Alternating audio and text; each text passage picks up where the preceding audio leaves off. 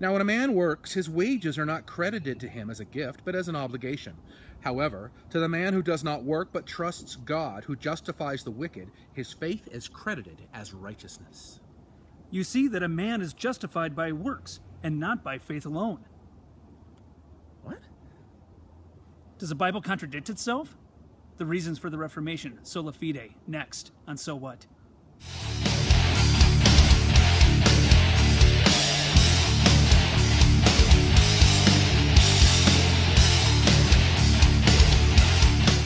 Hi, I'm Chris Dorman. And I'm Don Waite. Welcome back to So What. We have been asked by many different viewers how James chapter 2 is reconciled with Paul's teaching on salvation by grace alone through faith alone, Right. as if there is some kind of contradiction. In fact, the Roman Catholic Church and the Council of Trent declared that James chapter 2 verse 24 proves the Protestant position of sola fide is a lie. They say that James chapter 2 verse 24 proves that salvation is by faith plus works, and that sola fide is not true. Is that the case? It's really about context. It's really about context.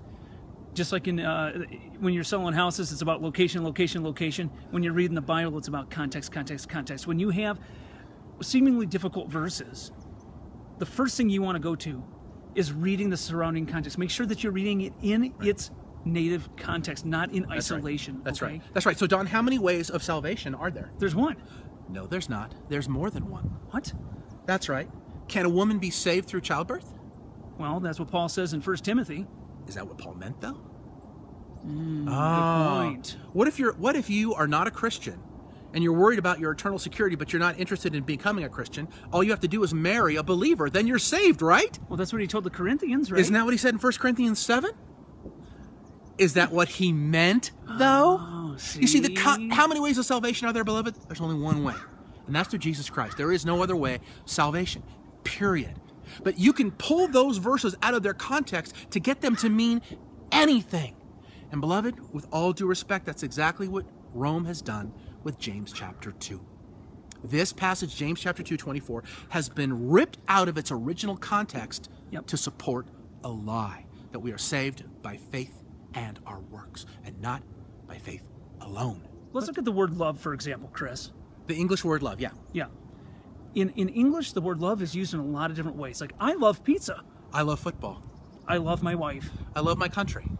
I love God. I love reading the Bible. Right? So we have a lot of different ways that we can say love, but it doesn't mean the same thing, right? There's no way that I love pizza like I love God. If I do, I got a problem.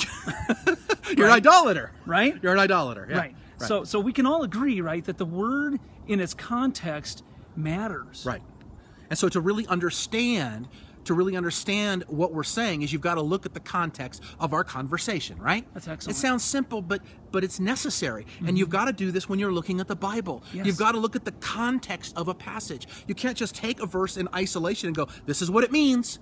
You've got to look at what's around it to understand what the writer was saying. So what was the conversation really that Paul was having in Romans? So Paul is really the primary teacher in the New Testament about justification. He really explains the Christian doctrine of salvation, of justification by faith. So in the first 3 chapters of Romans, Paul makes painstakingly clear that whatever your moral standard is, whatever your moral compass guides your life, you violate it. And therefore you are under the just condemnation of God. And so if everyone is a sinner, if everyone is condemned by God, before God, how then is a sinner made right with God? And in chapter 4, he explains. Right. He explains how a sinner is made right with God, and he uses the example of Abraham in Genesis 15:6, where his faith was credited to him as righteousness. And Paul makes clear that he was not saved by obedience to the law. He was not saved by his works of any kind. He was saved solely by grace through faith alone. That's the context of Romans chapter 4. What about James? What's the context of James chapter 2, verse 24? So if you look at the book of James, right out of the gate in chapter 1, he begins to talk about what does the Christian life look like. So he talks about us needing to be a doer of the word and not merely a hearer of the word. He goes on then to talk about the sin of partiality and how those who had wealth were being treated better than those who did not. He also then goes on to talk about this. I want to read it right from the text. What good is it, my brothers, if someone says he has faith but does not have works? Can that faith save him? If a brother or sister is poorly clothed and lacking in daily food, and one of you says to them, go in peace, be warm and filled, without giving them the things needed for the body, what good is that? So also faith by itself, if it does not have works, is dead. Now what's funny is right after that, he talks about Abraham again, and he goes right back to Genesis 15. Yeah. But he also goes on to talk about the fact that he was willing to sacrifice his son Isaac. Right?